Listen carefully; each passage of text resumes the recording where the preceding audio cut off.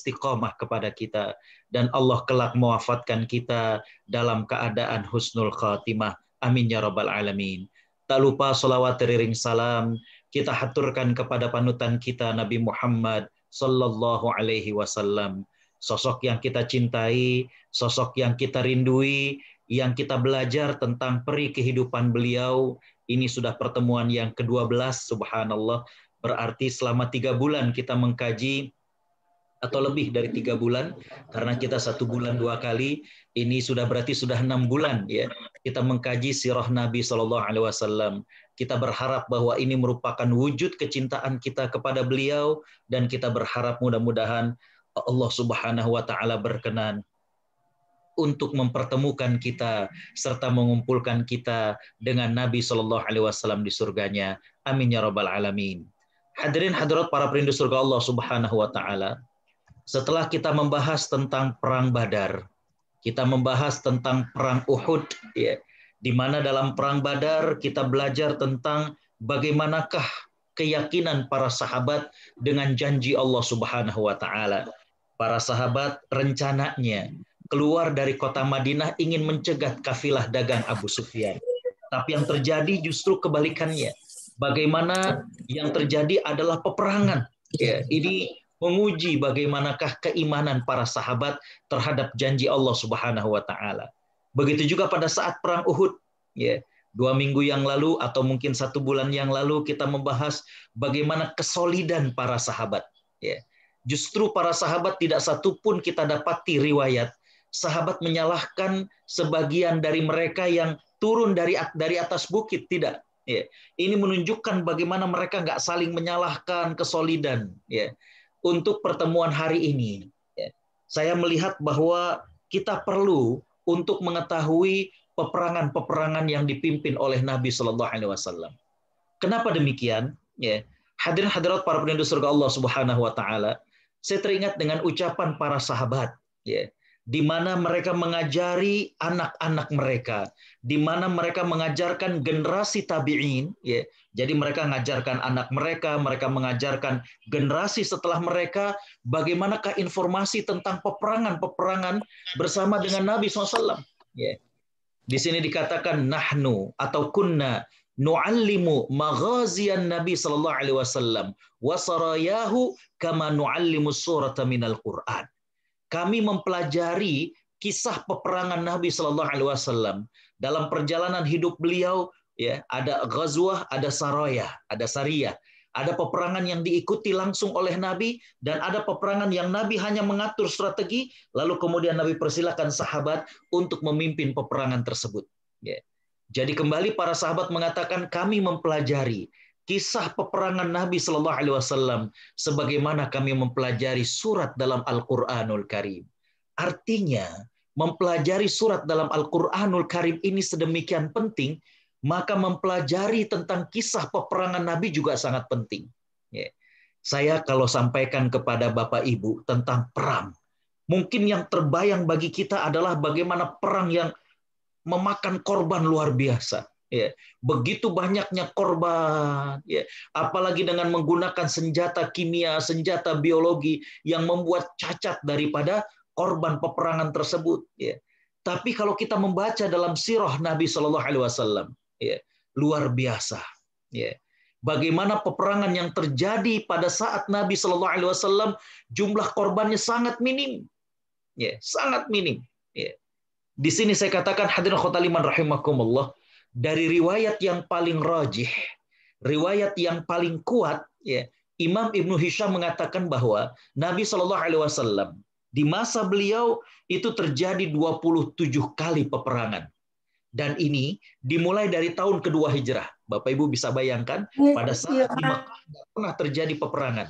Ketika Nabi kemudian hijrah ke Madinah, tahun pertama bagaimana Nabi menguatkan posisi, ya, para sahabat yang berada di Madinah dengan membuat piagam Madinah.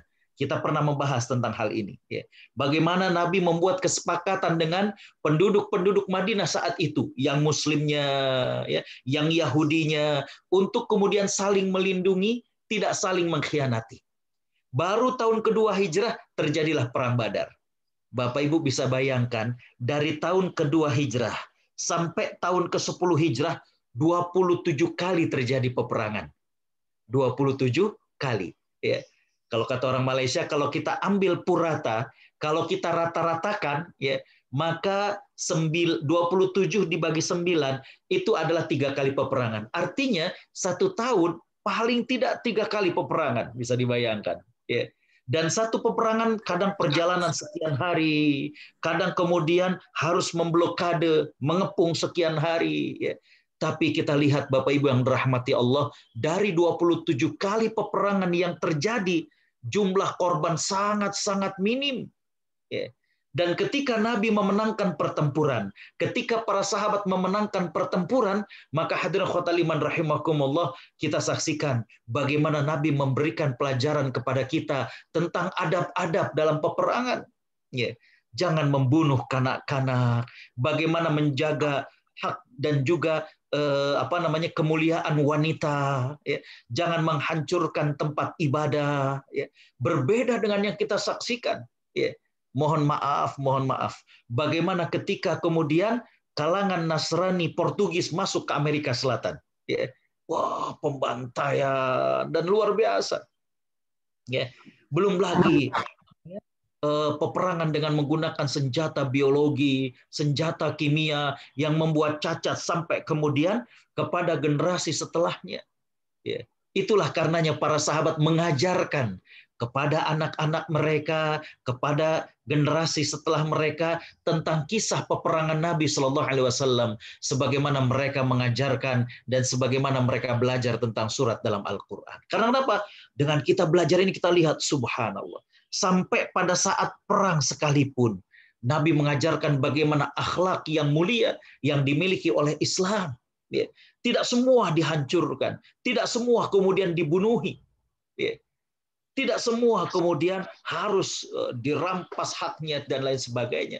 Ya. Apalagi wal-iyazubillah yang namanya pemerkosaan, yang namanya perbudakan, justru tidak ada. Ya. Itulah yang diajarkan dalam Islam. Ya. Ini yang harus kemudian kita sampaikan, bahwa ketika kita mendengar war, perang, ya, maka bayangan kita adalah perang-perang yang terjadi kepada kebanyakan, ya, yang kemudian memenangkan maka dia menindas, merampas dan lain sebagainya, menjarah. Ya. Berbeda dengan peperangan bersama kaum muslimin. Ya. Bapak Ibu yang rahmati Allah, mari kita ajarkan anak-anak kita. Kita sampaikan kepada mereka. Kita ajarkan kepada masyarakat kita agar mereka kemudian melihat betapa agungnya, ya, adab-adab, akhlak-akhlak yang dimiliki oleh Islam. Ya. Jadi kembali bahwa Imam Ibnu Hisham, beliau meriwayatkan bahwa dari pendapat yang paling rajih, Nabi Shallallahu Alaihi Wasallam melakukan atau mengikuti atau terjadi di masa beliau itu 27 kali peperangan. Ya. Perang yang Nabi Shallallahu Alaihi Wasallam terlibat langsung itu 9, ya, 9 peperangan, ya, 9 peperangan. Ya. Sementara sisanya Nabi Shallallahu Alaihi Wasallam terlibat dalam pengaturan dan mengerahkan pasukan. Tapi Nabi SAW yang ikut secara langsung, bahkan memimpin secara langsung, itu 9. Dan itu yang akan kita bahas, ya, dalam kesempatan kali ini. Kita bagian pertamanya saja, karena 9 ini cukup panjang, ya, maka kita akan lanjutkan dalam waktu yang berikutnya. Hadirin-hadirat para pendiri surga Allah Subhanahu wa Ta'ala, sebagian perang ini sudah sempat kita bahas. Ya. Yang pertama adalah tentang perang Badar. Nah, sedikit saya ulang bahwa perang Badar ini merupakan perang pertama kali antara kaum muslimin berhadapan dengan kaum musyrikin. Dan ini terjadi tahun kedua Hijrah. Perang ini disebut juga dengan Ghazwatul Kubra, perang yang agung. Karena perang ini membuktikan bagaimanakah kekuatan kaum muslimin, bagaimanakah keyakinan kaum muslimin. Bapak Ibu bisa bayangkan, Nabi nggak mewajibkan perang Badar. Karena kenapa? Karena awalnya Nabi mengajak para sahabat untuk mencegat kafilah Abu Sufyan. Ya. Sebagaimana kita fahami, masyarakat ataupun sahabat-sahabat yang berasal dari Mekah, mereka tidak diperbolehkan membawa harta mereka.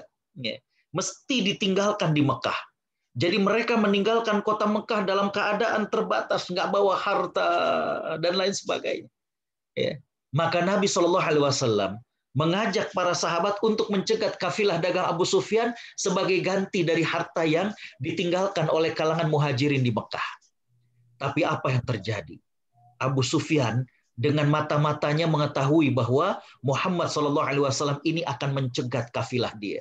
Maka dia segera mengutus seseorang, ya, bajunya dikoyak-koyak lalu kemudian berteriak-teriak, ya, memanas-manasi ketua-ketua kabilah kaum Quraisy, memanas-manasi senior-senior kaum Quraisy. Ya. Maka mereka kemudian terbakar amarah mereka, dan kemudian terbakar kesombongan mereka. Mereka kemudian mempersiapkan pasukan, bukan itu saja. Ya. Mereka mempersiapkan bidu wanita, wanita-wanita yang nantinya akan menghibur dengan tarian-tarian dan minum-minuman khamr, ya, ketika mereka berhasil mengalahkan Muhammad SAW. Itu kesombongan mereka. Ya. Mereka berangkat. Ya. Hadirin khotaliman rahimakumullah. Makanya Perang Badar juga dikenal dengan Yaumul Furqan, hari pembeda antara keimanan dan kemusyrikan. Dalam Perang Badar ini kita saksikan la haula wala quwata illa billah. Ada seorang anak berhadapan dengan ayahnya, ada seorang saudara berhadapan dengan saudaranya. Apa yang membedakan itu? Keimanan. Ya. Yaumul Furqan. Ya. Yang satu membela kemusyrikan, yang satu membela keimanan. Ya. Hadir-hadir para perindu surga Allah Subhanahu wa taala. Ya. Jumlah kaum muslimin, ya, waktu itu adalah 300 orang lebih. Ya. Jumlah kaum muslimin saat itu 300 orang lebih, dalam riwayat sekitar 313. Ya. Dan menggunakan 90 ekor unta. Ya. Sedangkan orang Quraisy itu lebih daripada 1000 personil. Mereka menggunakan 200 ekor kuda ditambah dengan unta. Tapi ya, walaupun jumlah yang tidak seimbang tersebut, kemenangan berada di kalangan kaum muslimin. Ya. Bagaimana kita dapati dalam sejarah, hadirin khotaliman rahimakumullah, dari 1000 melawan 300, peperangan yang begitu sengit, ya, ternyata korbannya kita lihat sangat-sangat sedikit. Ya. Jumlah korban dari kaum musyrikin hanya 70 orang dari 1000. Ya. Dari kaum muslimin hanya 14 orang. 14 ini 6 dari muhajirin dan 8 dari kalangan ansor. Nah, dari kalangan Quraisy ada 70 orang yang ditawan. Bapak Ibu Allah Subhanahu wa taala rahmati, kembali bahwa ini adalah perang yang langsung, ya, dipimpin oleh Nabi Shallallahu alaihi wasallam. Kita lewati, sudah sempat kita bahas tentang hal ini. Yang kedua adalah perang Uhud. Ya. Perang Uhud juga hadirin khotaliman rahimahullah. Kita pernah membahas tentang perang Uhud. Ya. Jadi setelah kekalahan dalam perang Badar, orang-orang Quraisy ini merasa malu. Ya. Mereka merasa kehilangan kehormatan mereka. Senior-senior mereka, pimpinan-pimpinan kaum musyrikin tewas dalam perang Badar. Ya. Bahkan beberapa merasa sakit hati, dendam. Ya. Hadirin khotal iman rahimakumullah. Ya. Saya menyampaikan waktu itu ada beberapa faktor yang memicu perang Uhud. Yang pertama adalah faktor sosial. Apa yang dimaksud dengan faktor sosial? Ya, saya katakan tadi bahwa orang-orang Quraisy yang selama ini menjadi rujukan, ya, karena orang-orang Arab itu setiap setahun sekali mereka melakukan haji. Ya, walaupun hajinya ini sudah terjadi perubahan dalam tata cara ibadahnya. Mereka sudah jauh daripada tuntunan Nabi Ibrahim, di mana mereka melakukan tawaf dalam keadaan telanjang dan lain sebagainya. Ya.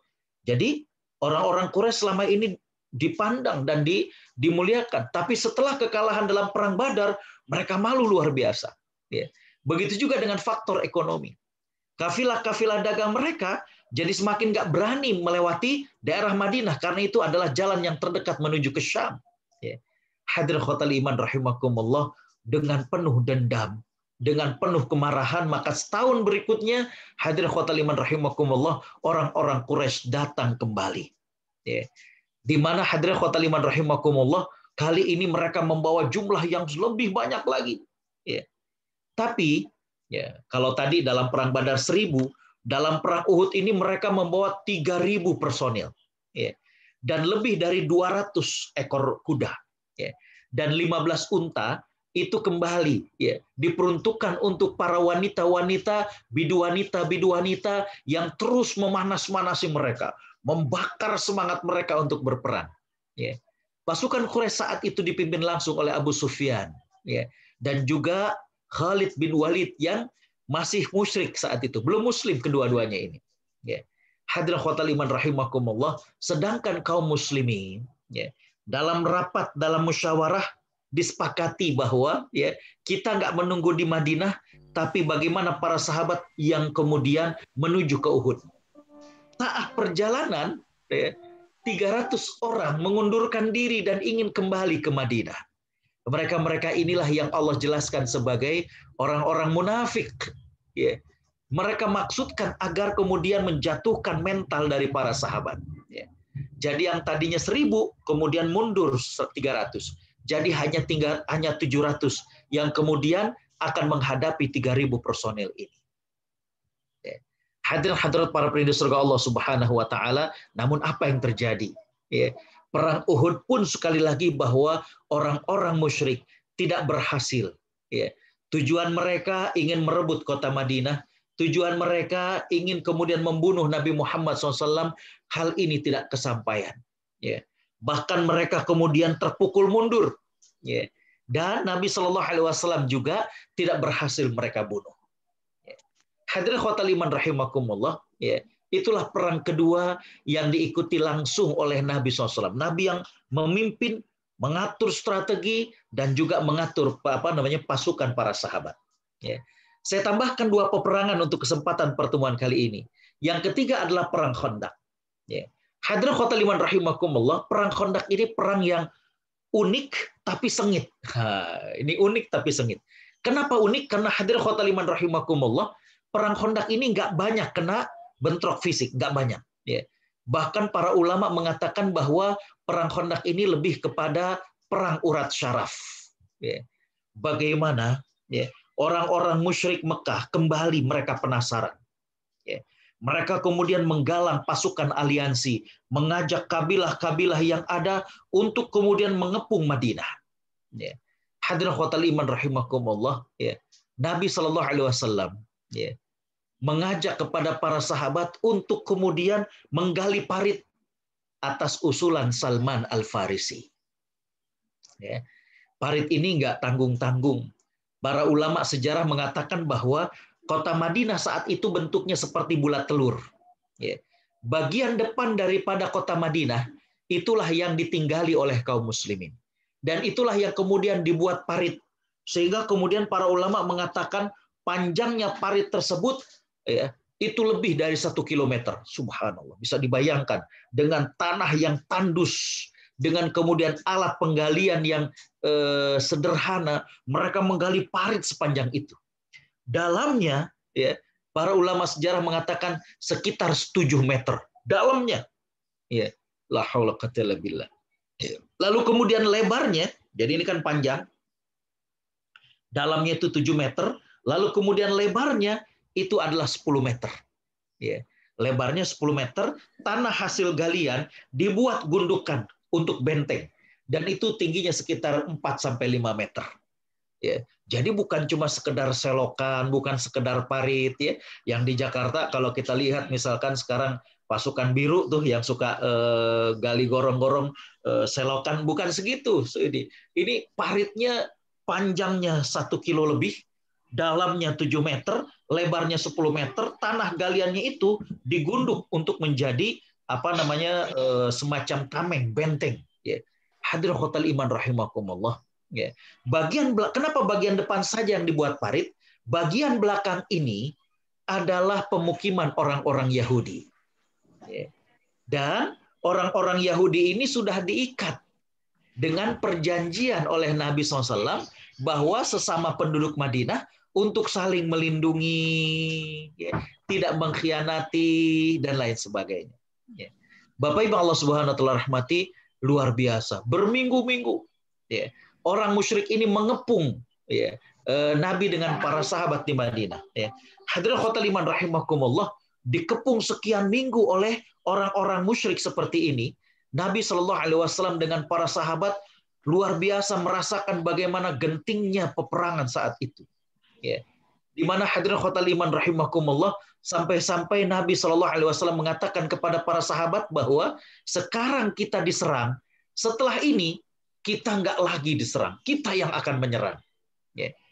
Hadirin khotal iman rahimakumullah. Ya. Jadi kembali bahwa ini perang urat syaraf. Ya. Perang urat syaraf. Bagaimana para sahabat dengan Nabi SAW itu nggak berani meninggalkan benteng tersebut. Ya. Karena kenapa? Karena kalau sampai mereka tinggalkan, khawatir nanti orang-orang musyrik ini akan lompat ke parit tersebut dan akan masuk ke dalam pemukiman kaum muslimin. Ya. Tapi apa yang dilakukan oleh mereka? Ternyata hadirin khotal iman rahimakumullah, ya, perang ini selain disebut dengan perang Khandaq, maka disebut juga dengan perang Ahzab. Ya.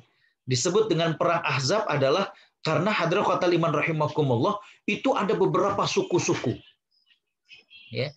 Ada beberapa suku yang diantaranya adalah suku Asad, suku Salim, suku Marra, suku Fazarah, suku Ashja' serta Bani Nadir. Ternyata mereka itu ya beraliansi, bersekutu dan mereka mengkhianati Nabi Shallallahu Alaihi Wasallam. Ya. Jadi suku-suku ini beraliansi, melakukan sekutu, dan bukan itu saja. Hadirin khotal iman rahimakumullah, Yahudi yang berada di bagian belakang dari kaum muslimin, yang mestinya melindungi kaum muslimin, ternyata mereka berkhianat. Ya, mereka berkhianat. Ya.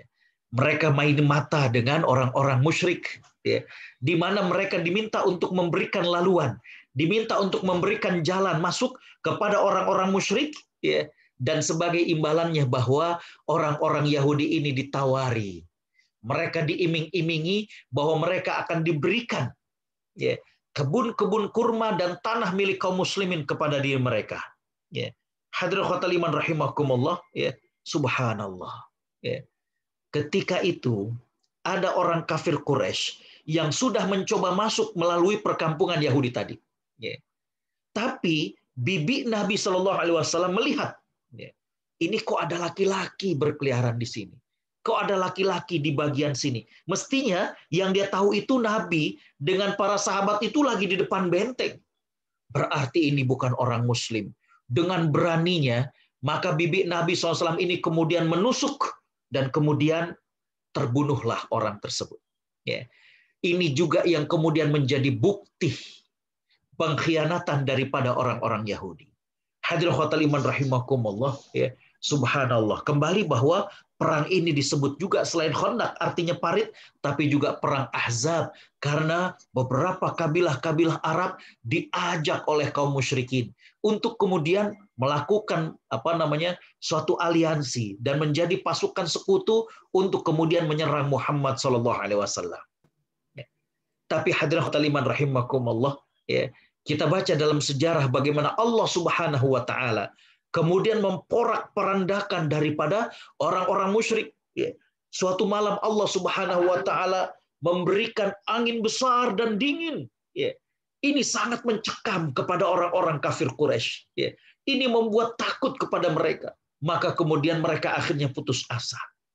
Mereka tidak bisa untuk kemudian menyeberang daripada parit tersebut. Di bagian belakang juga ternyata tidak aman. Ya. Mereka sudah coba satu orang dan ternyata tidak kembali, terbunuh. Ya.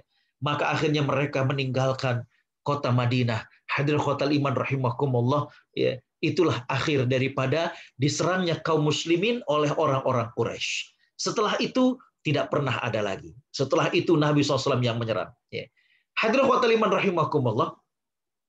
Ya. Tadi saya sampaikan bahwa ada Yahudi Bani Quraidzah. Ya, yang tadi berada di bagian belakang tinggalnya, nih ada Bani Quraidzah, ada Bani Qainuqa, ya, Bani Nadir, ya. Nah, hadirin khotal iman rahimakumullah, Yahudi ini mereka khianat kepada Nabi SAW. Ya. Di antaranya adalah Bani Quraidzah. Ya. Bani Quraidzah ini menjadi pihak ketiga, di mana mereka mensuplai logistik, ya, untuk koalisi Bani Nadir. Ya, jadi orang-orang kabilah-kabilah Arab yang diajak oleh orang Quraisy ini, mereka kemudian mengadakan koalisi dengan Bani Nadir. Nah, Bani Quraidzah, ya, ternyata mereka juga berperan mengkhianati Nabi dengan cara mereka mensuplai logistik, ya, yang dibutuhkan. Nah, ya, hadirin khotal iman rahimakumullah, ini pengkhianatan yang luar biasa. Ya. Bagaimana mereka main mata dengan orang-orang musyrik Mekah yang datang. Bahkan bukan itu saja. Mereka bukan memberikan akses masuk ke dalam pemukiman kaum muslimin, bahkan mereka berperan menyuplai logistik kebutuhan orang-orang Quraisy. La haula quwwata illa billah. Tapi kembali bahwa perang Khandaq ini, walaupun terjadi pengepungan berminggu-minggu, lebih kepada perang urat syaraf. Ya. Tidak banyak terjadi korban, karena tidak banyak terjadi bentrok fisik. Ya. Hadirin khotal iman rahimakumullah, namun, ya, ini namun, ya, dalam keadaan seperti itu pun ternyata ya, ada 7 orang sahabat yang menjadi korban dalam perang itu. Ya. Di antaranya ada sahabat Salman Al-Farisi. 7 orang sahabat ini, hadirin khotal iman rahimakumullah, ya, diabadikan. Ya. Lokasi mereka syahid, mereka gugur itu kan kemudian dibangun sab'a masajid. Atau Bapak Ibu kalau berangkat haji atau berangkat umroh, itu biasanya oleh tour guide-nya dijelaskan bahwa Bapak Ibu ini masjid 7. Ya. Sahabat ini, sahabat ini, sahabat ini. Masjid 7 itu adalah bagaimana penghargaan kepada 7 orang sahabat yang syahid, yang gugur dalam perang Khandaq atau perang Parit, di mana lokasi mereka gugur, mereka lokasi itu kemudian dibangunkan masjid-masjid kecil yang dikenal dengan sab'a masajid, 7 masjid. Itulah perang Khandaq. Ya. Hadirin khotal iman rahimakumullah. Ya. Setelah orang-orang musyrik ini kembali, ya, Nabi Shallallahu Alaihi Wasallam dengan para sahabat pun kemudian kembali ke rumah masing-masing. Ya. Tapi subhanallah, ya. Hadirin khotal iman rahimakumullah, ya. Baru saja Nabi meletakkan pedangnya, ya. Baru saja kering. Hadirin khotal iman rahimakumullah, ya. Ternyata Nabi Shallallahu Alaihi Wasallam, ya. Ini dalam hadis, ya. Nabi baru membersihkan diri, jadi pedangnya baru ditaruh, kemudian beliau juga baru mandi. Dalam riwayat bahwa beliau itu tengah mandi bersama Ummu Salamah. Ya. Bapak Ibu kalau baca dalam kitab-kitab hadis, baik dalam riwayat Imam Bukhari maupun dalam kitab Bulughul Maram karangan Imam Ibnu Hajar, Nabi Shallallahu Alaihi Wasallam itu terkadang suka mandi bersama dengan istrinya. Kadang dengan Ummu Salamah, kadang dengan Maimunah, kadang dengan Aisyah. Ya. Jadi Nabi baru pulang ke rumah, pedangnya baru diletakkan, sudah dielap, dikeringkan. Nabi tengah mandi dengan Ummu Salamah, lalu kemudian datang malaikat Jibril menemui beliau. Ya, Nabi tinggalkan mandinya selesai, menjumpai malaikat Jibril, dan malaikat Jibril kemudian bertanya, nanyanya ini nanya teguran. Ya. Malaikat Jibril mengatakan, hal wada'ta silah? Ya. Apakah engkau sudah meletakkan senjata? Nih, artinya udah berhenti, ya, udah selesai peperangan. Apa kata beliau? Wallahi ma wada'na. Ya. Kata malaikat Jibril, apakah engkau dengan para sahabat sudah meletakkan senjata? Udah selesai. Sedangkan kami malaikat itu masih memanggul senjata kita. Jadi artinya malaikat itu belum selesai. Ya. Maka malaikat Jibril mengatakan fakhruj ilaihim. Ya. Sekarang keluarlah engkau menuju kepada musuh Allah Subhanahu wa taala. Ya. Kata Nabi SAW, kemana? Ya. Ila aina, kemana? Ya. Maka kemudian Jibril mengatakan hahuna wa asyara ila bani Quraidah. Jibril kemudian mengatakan ke sana dan menuju ke arah kabilah Bani Quraidah. Ya. Jadi di sini Nabi SAW lagi mandi dengan Ummu Salamah, kemudian didatangi oleh malaikat Jibril, dan malaikat Jibril bertanya dengan pertanyaan, kalau bahasa Arab disebut dengan istifham inkari, ya, pertanyaan yang tidak memerlukan jawaban tapi memerlukan action, ya, di mana Jibril mengatakan, kamu udah meletakkan senjata, udah mandi, udah bersih-bersih, ya, sedangkan kami malaikat itu masih manggul senjata. Ya, maka keluar engkau untuk memerangi musuh Allah Subhanahu wa taala. Kata Nabi, kemana? Itu ke sana, ditunjuk ke arah Bani Quraidah. Hadirin khotal iman rahimakumullah, Nabi Shallallahu Alaihi Wasallam kemudian, ya, mengumpulkan para sahabat dan kemudian memerintahkan kepada mereka untuk bersiap-siap, ya, untuk bersiap-siap, ya, dan meminta kepada mereka untuk berangkat. Nah, ini yang hadisnya terkenal, ya. Nabi Shallallahu Alaihi Wasallam berpesan, la yusalliyanna ahadun al-asra illa fi Bani Quraidah. Ya. Janganlah satu orang pun dari kalian sholat asar kecuali kalau udah sampai ke Bani Quraizoh. Artinya di sini Nabi SAW karena perintah dari Jibril alaihissalam untuk bersegera, ayo itu musuh-musuh Allah Bani Quraizoh itu. Ya. Yahudi-Yahudi yang berkhianat, ya, membukakan akses kepada orang-orang musyrik Mekah untuk masuk dan ingin memerangi kaum muslimin. Ya, maka Nabi berpesan, janganlah salah seorang di antara kalian sholat asar kecuali Bani Quraizoh. Bapak Ibu kalau rajin baca hadis, ya, di riwayat Imam Muslim, ya ini beda lafaz, beda redaksi. Nabi SAW mengatakan la yusalliyanna ahadun az-zuhra illa fi Bani Quraizoh. Ya. Janganlah salah seorang di antara kalian sholat zuhur kecuali di Bani Quraizoh. Nah, ini gimana nih? Di riwayat Imam Bukhari, jangan sholat asar kecuali di Bani Quraizoh. Dalam riwayat Imam Muslim, jangan sholat zuhur di Bani Quraizoh. Ya. Para ulama mencoba untuk taufik, mencoba untuk mensinergikan, mengharmoniskan dua riwayat yang kelihatannya berbeda ini. Ya. Di mana mereka mengatakan bahwa saat Jibril datang, ya, itu sudah baru saja zuhur. Ya. Jadi, nah, sebagian sahabat ada yang sudah sholat zuhur. Ya. Makanya dalam riwayat Imam Bukhari, Nabi mengatakan, nanti asarnya di Bani Quraizoh ya. Ya. Ada juga sahabat yang belum sempat sholat zuhur. Ya. Perlu kita bayangkan bahwa para sahabat itu ada yang di mana, ada yang di mana. Jadi nggak cuma di sekitar situ. Nah, saking disuruh segera, maka Nabi SAW mengatakan, kalian yang belum zuhur, nanti zuhur dengan asarnya itu di Bani Quraizoh. Begitulah para ulama mentaufik, ya, mencoba mengharmoniskan dua hadis yang kelihatannya berbeda ini. Ya. Di riwayat Imam Bukhari, jangan sholat asar kecuali di Bani Quraizoh. Di riwayat Imam Muslim, jangan sholat zuhur kecuali di Bani Quraizoh. Ya, hadis ini sering dibahas tentang fikih hadis, di mana ternyata hari sudah menjelang maghrib belum nyampe juga. Ya. Hadirin khotimah rahimakumullah, baik kita nggak masuk dalam sisi fikihnya, ya, karena sebagian sahabat ada yang akhirnya sholat di jalanan, sholat asarnya itu, dan ada yang kemudian baru pada saat sampai di Bani Quraizoh mereka sholat asar, padahal sudah lebih daripada waktu asar. Itu terjadi perbedaan dalam memahami teks hadis ini. Ya, itu yang kemudian melahirkan apa yang disebut dengan pemahaman tekstual dan pemahaman kontekstual. Ya. Baik, kita lanjutkan sirah kita. Hadirin khotimah rahimakumullah.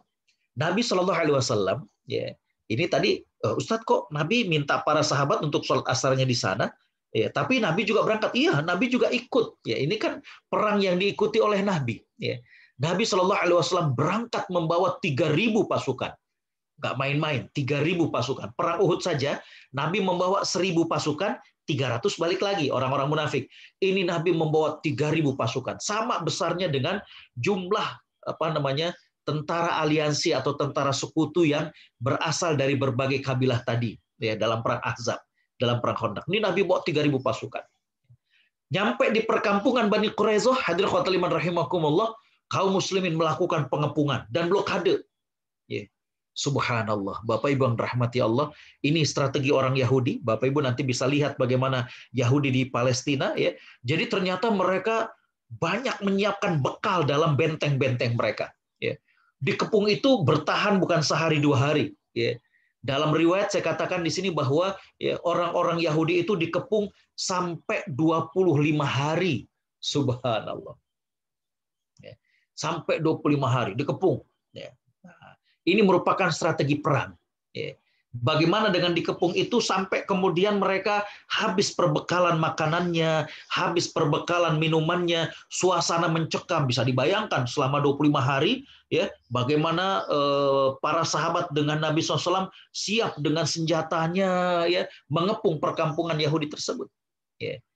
Hadirin khotimah rahimakumullah, akhirnya, ya, mereka nggak tahan juga, mereka pasrah. Ya. Dan mereka akhirnya kemudian menyerah. Ya. Rasulullah Shallallahu Alaihi Wasallam kemudian melimpahkan, ya, untuk menentukan jenis sanksi, ya, kepada Bani Quraizoh ini kepada salah seorang tokoh dari Bani Aus. Ya. Hadirin khotimah rahimakumullah. Kenapa diserahkan kepada Bani Aus? Ya, kan ada Bani Aus dan ada Bani Khazraj. Ya. Bapak Ibu kalau nyimak lagi kajian saya tentang Baiat Aqobah yang kedua, ya, dalam judul strategi ekspansi dakwah Nabi ke Madinah, yaitu bagaimana sejarah sebelum hijrah, ya, Nabi berjumpa dengan orang-orang Khazraj. Jadi Aus dengan Khazraj ini dulunya adalah ya, berasal dari nenek moyang yang sama. Tapi mereka terjadi perang sama hampir 100 tahun lebih. Ya. Nah, hadirin khotbah liman rahimakumullah, orang-orang Khazraj ya, mereka melakukan sekutu dengan orang Mekah. Sedangkan Bani Aus melakukan sekutu dengan Bani Quraisy. Jadi Nabi menyerahkan ya keputusan kepada tokoh Bani Aus ya, dalam hal ini adalah kepada Sa'ad bin Mu'adz ya, ketua kabilah Aus, untuk kemudian memberikan sanksi kepada pengkhianat-pengkhianat orang Yahudi. Ya. Saat itu, ya, Sa'ad bin Mu'adz nggak ikut karena dia baru saja terluka. Jadi dia lagi sakit lantaran luka yang dialami pada saat perang Khandaq. Ya. Tadi saya katakan walaupun tidak banyak terjadi bentrok fisik dalam perang Khandaq, tapi beberapa sahabat ada yang terbunuh, ya, dan kemudian juga ada yang terluka. Salah satunya adalah Sa'ad bin Mu'adz. Ya. Hadirin khotbah rahimakumullah, Nabi kemudian memberikan wewenang kepada Sa'ad bin Mu'adz untuk menjatuhkan hukuman kepada orang-orang Yahudi yang telah mengkhianati ya, perjanjian perdamaian dengan Nabi dengan orang-orang Madinah saat itu. Ya. Menarik. Ini dalam hadis riwayat Imam Bukhari Muslim. Ya. Saya ambilkan riwayatnya. Bagaimana ketika sedang bersyawarah, ya, Nabi Shallallahu Alaihi Wasallam mengatakan, "Kumu ila sayyidikum." Ya. Berdiri, sambutlah pemimpin kalian. Fajalasa ila Rasulullah Sallallahu Alaihi Wasallam. Maka kemudian datanglah Sa'ad bin Mu'adz dan kemudian duduk. Ya. Nabi SAW kemudian bersabda kepadanya, sesungguhnya orang-orang ini tunduk kepada hukummu. Artinya apa yang akan kau berikan sanksi kepadanya. Ya. Artinya Nabi mempersilakan kepada Sa'ad untuk memberikan sanksi kepada orang-orang Yahudi yang sudah berkhianat ini. Ya. Subhanallah, apa yang terjadi? Ya. Maka kemudian Sa'ad mengatakan, ya, fa inni ahkum, ya, kata Sa'ad bin Mu'adz, aku memberikan sanksi kepada mereka, antuqtalal muqatilah wa antusbadurriyah, ya. Maka beliau kemudian mengatakan, hukum yang aku tetapkan adalah seluruh pasukan dibunuh, adapun kaum wanita dan anak-anak ini ditawan. Ya. Mendengar sanksi yang dijatuhkan oleh Sa'ad bin Mu'adz, Nabi SAW mengatakan, laqad hakamta bihim bihukmil malak. Ya. Engkau telah menjatuhkan sanksi sesuai dengan yang diinginkan oleh Malik, yaitu Allah Subhanahu wa Ta'ala. Jadi hadirin khotaliman rahimakumullah, ya, dalam riwayat menurut pendapat yang paling kuat, jumlah mereka yang terkena sanksinya adalah 400 orang. Mereka adalah para petarung-petarung, para pasukan-pasukan Yahudi yang mereka berkhianat, yang mereka ternyata bukan saja membukakan akses buat orang-orang musyrik, tapi mereka juga memberikan bantuan-bantuan logistik kepada orang-orang musyrik. Hadirin khotaliman rahimakumullah, hampir 400 pasukan orang Yahudi ini diberikan sanksi dibunuh, kecuali sebagian kecil saja. Ada yang sedikit kemudian masuk Islam, dan ada juga yang mendapatkan jaminan daripada sebagian sahabat, tapi hadirin khotbah rahimakumullah, kebanyakannya dibunuh. Ya. Dan ada juga yang kemudian diampuni karena ternyata ya dia nggak ikut-ikutan dengan pengkhianatan yang dilakukan oleh orang-orang yang lain. Ya. Jadi ketika ada saksi bahwa memang dia nggak ikut-ikutan, ketika ada saksi bahwa dia tetap setia, maka orang-orang yang tetap setia dengan perjanjian damai dengan Nabi itu mereka diberikan pengampunan. Hadirat para penduduk surga Allah Subhanahu wa Ta'ala, ya, itulah izzahnya hukum Islam. Ya. Dan di sini saya ingin mengatakan bahwa ketika Nabi Shallallahu Alaihi Wasallam melakukan peperangan bersama para sahabat, maka kita saksikan bukanlah haus darah, bukan. Ya. Bukanlah haus darah. Lihat perang Badar dengan jumlah pasukan yang begitu besar, korbannya hanya 70 orang. Ya. Begitu juga pada saat perang Uhud, korbannya hanya sedikit. Ya. Adapun perang Khandaq ataupun perang Bani Quraisyah, hal ini lantaran pengkhianatan yang dilakukan oleh orang Yahudi tersebut. Ya. Karena itu hadirin khotbah rahimakumullah, sangat jauh kalau kita lihat bagaimana adab yang diajarkan oleh Islam dalam pertempuran-pertempuran ya, antara sahabat dengan orang-orang kafir. Ya. luar biasa adabnya. Ya. Bagaimana yang bertanggung jawab artinya menjadi korban, ya memang hanya pasukan. Ya. Adapun wanita, kanak-kanak, tokoh agama, mereka yang tidak terlibat dalam peperangan tersebut, ya, mereka-mereka yang tidak berkhianat dengan perjanjian damai, mereka mendapatkan ampunan dan mereka tidak ikut diberikan sanksi. Ya. Inilah yang sangat membedakan antara peperangan dalam Islam dan juga peperangan dalam konteks yang biasa kita dengar. Baik, hadirin khotaliman rahimakumullah, insyaallah kita akan lanjutkan dalam pertemuan berikutnya. Jadi kembali saya katakan bahwa dari 27 peperangan yang terjadi di masa Nabi Shallallahu Alaihi Wasallam, ada sekitar 9 peperangan yang diikuti langsung oleh Nabi SAW. Beliau yang memimpin, beliau yang kemudian mengatur strategi, ya, dan beliau yang kemudian memegang komando. Ya. Di antaranya tadi sudah saya jelaskan adalah perang Badar, perang Uhud, perang Khandaq, dan tadi yang sudah kita ambil adalah perang Bani Quraisyah. Perang Bani Quraisyah terjadi lantaran pengkhianatan daripada orang-orang Yahudi. Dan ya, setelah perang Khandaq maka kita dapati dalam sejarah bahwa Nabi Shallallahu Alaihi Wasallam tidak lagi diserang oleh orang-orang musyrik, tapi Nabi SAW yang kemudian ya proaktif. Ya, bagaimana Nabi SAW yang aktif untuk kemudian meluaskan dakwah Islam ini ke berbagai kabilah yang ada di kalangan bangsa Arab saat itu. Demikian yang bisa saya sampaikan. Saya kembalikan ke Mas Aji untuk pertanyaan, sosialisasi, dan lain sebagainya. Jazakallah khairan. Assalamualaikum warahmatullahi wabarakatuh. Jazakallah khairan Ustadz. Alhamdulillah kita banyak pencerahan ya tentang peperangan-peperangan ini, bahwa kalau kita lihat ini peperangan yang dilakukan kaum muslimin Kanjeng Nabi Muhammad SAW ini tidak ada satupun yang mereka punya ini.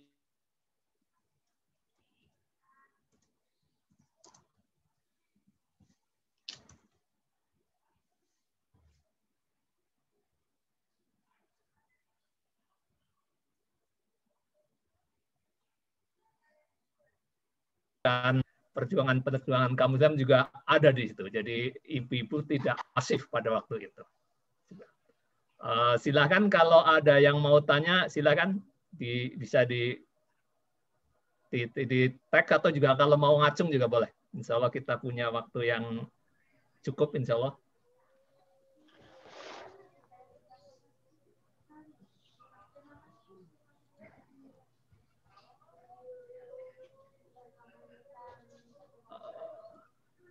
Jadi kalau dari cerita Ustadz tadi ada 9 peperangan ya Ustadz ya.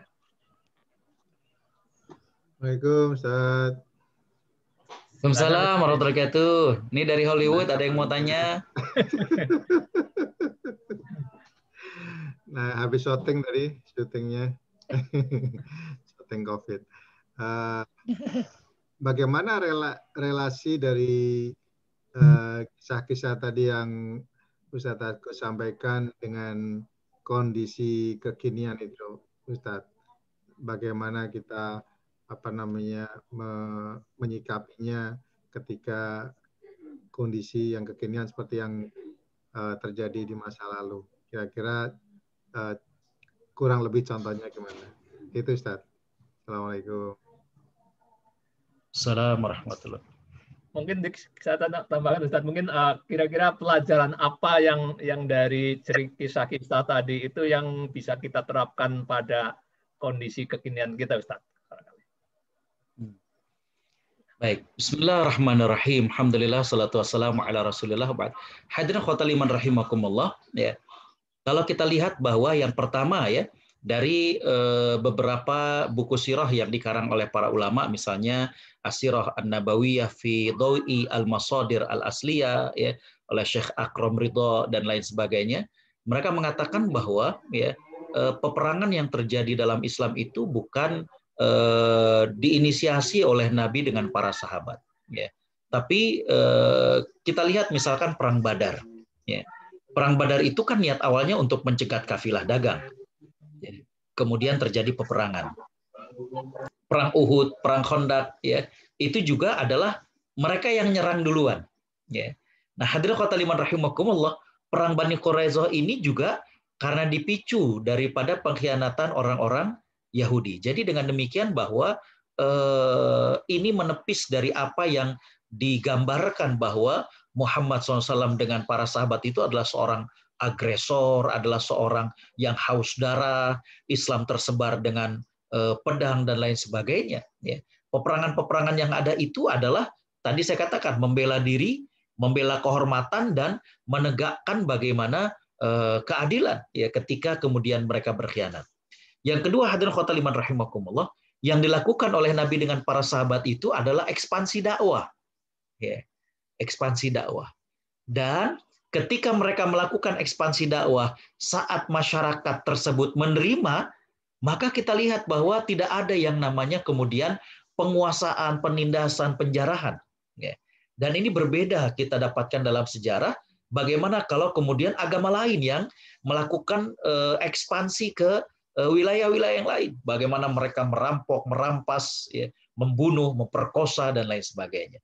Dalam konteks kekinian, hadirin khotul iman rahimakumullah, maka di sini saya ingin mengatakan adalah bagaimana umat bisa yang pertama memahami tentang sejarah peperangan ini, ya, dan yang kedua adalah bagaimana umat bisa mengambil pelajaran bahwa ya tindakan-tindakan yang menghinakan, ya, dan kemudian juga merendahkan daripada izzah Islam itu adalah hal yang tidak bisa diterima. Ya. Makanya sangat disayangkan kalau sampai kemudian salah satu pelajaran tentang peperangan-peperangan di zaman Nabi itu akan dihilangkan dalam kurikulum, itu sangat-sangat disayangkan sekali. Ya.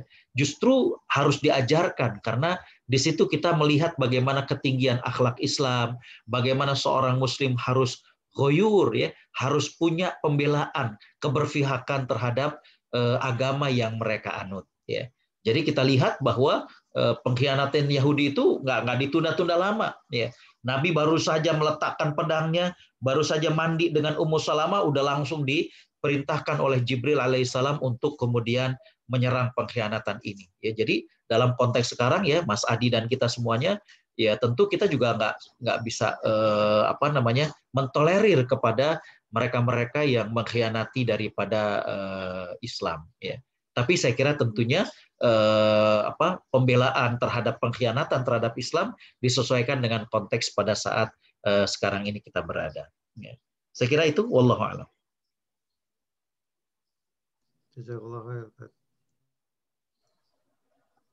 Silakan, ada lagi?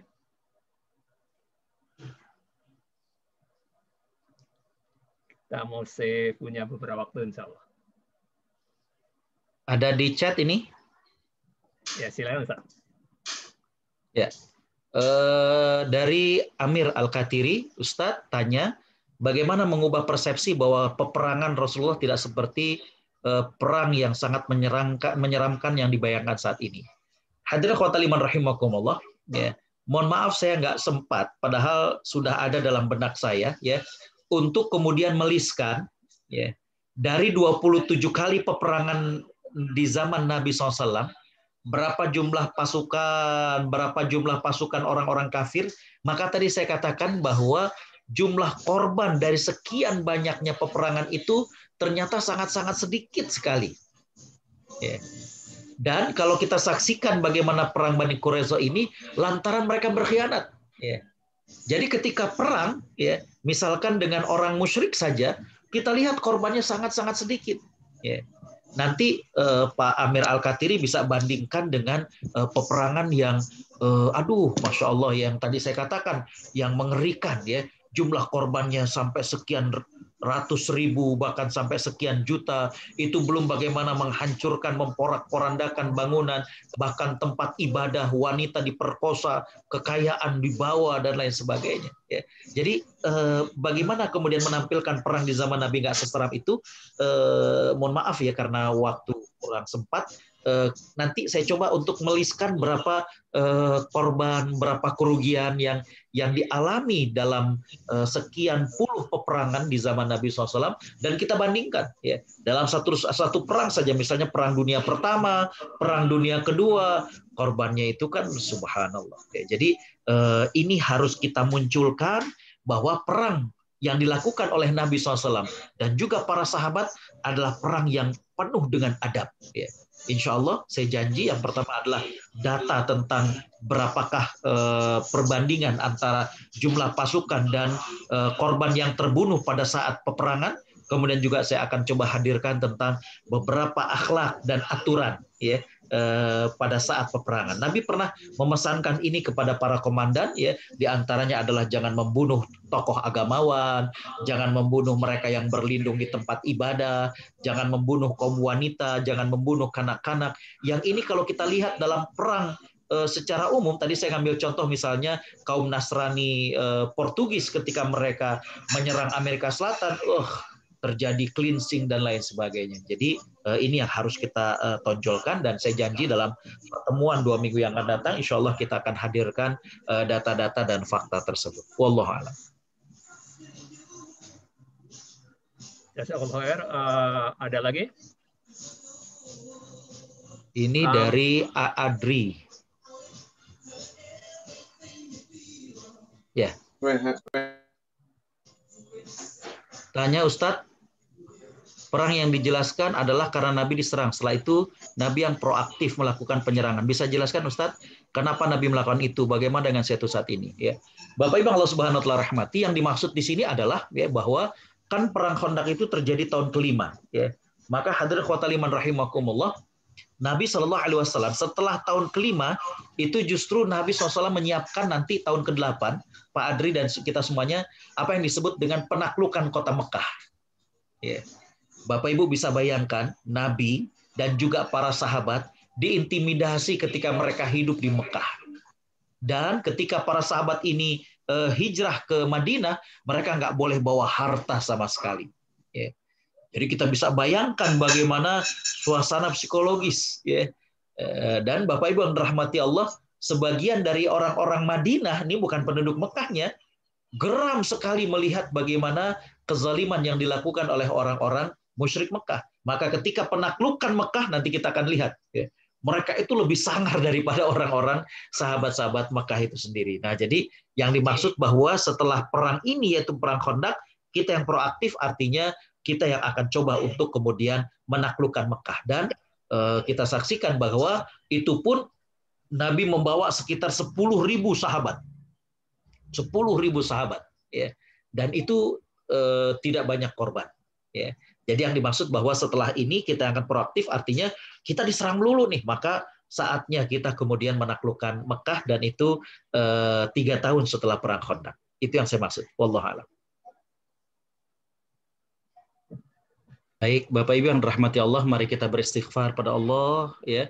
Astaghfirullahalazim, astaghfirullahalazim, astaghfirullahalazim. Bismillahirrahmanirrahim. Alhamdulillahirabbil alamin. Hamdan syakirin, hamdan na'imin, hamdan yuafi ni'amahu wa yukafi'u mazidah. Ya Rabbana lakal hamdu wa lakal syukru kama yanbaghi li jalali wajhika wa azimi sultanik. Allahumma salli ala Muhammad wa ala alihi wa sahbihi ajma'in. Allahumma ighfir lana dhunubana wa israfana fi amrina wa thabbit aqdamana wansurna 'alal qaumil kafirin. Allahumma ighfir lana wa liwalidina warhamhum kama rabbawna shighara. Rabbana hab lana min azwajina wa dhurriyyatina qurrata a'yun waj'alna lil muttaqina imama. Allahumma ya Allah, kami yang hadir dalam pengajian ini seluruhnya bersimpuh di hadapan-Mu dengan mengakui segala nikmat yang Kau beri pada kami. Ya Allah, ibadah kami tidak sebanding dengan begitu luasnya nikmat yang Kau beri pada kami. Ampuni kami, ampuni dosa orang tua kami, ampuni dosa keluarga kami. Ya Allah, ya Tuhan kami, saat ini ada sebagian daripada sahabat kami, ada jamaah kami yang telah meninggal dunia. Buat almarhumah Ibu Ani, Allahumma ighfir laha warhamha wa'afiha wa'fu anha wa akrim nuzulaha wa wasi' mudkhalaha. Allahumma la tahrimna ajraha wa la taftinna ba'daha waghfir lana walaha. Allahumma ya Allah, kami bersaksi almarhumah Ibu Ani orang yang rajin ikut pengajian. Kami bersaksi beliau adalah orang baik. Ya Allah ya Tuhan kami, ampuni segala kekhilafan beliau. Ya Allah, lapangkan alam kuburnya, tempatkan beliau di tempat yang terbaik di surgamu. Allahumma ya Allah, hari ini, saat ini, ada sebagian daripada sahabat kami, kerabat kami, jamaah kami yang Engkau uji dengan sakit. Ada Ibu Winarti, Ibu Hajah Nunu, Ibu Jemi dan Pak Jerry, Ibu Gianti, Ibu Tuti, Joy, Bapak Trisno, Bapak Ate dan istri, Ibu Titi Rayati, dan juga mereka-mereka yang saat ini Engkau uji dengan sakit. Allahumma Rabbanas, mudhibal ba's, ishfi, anta syafi, la shifaa illa shifauk, shifaan la yughadiru saqama.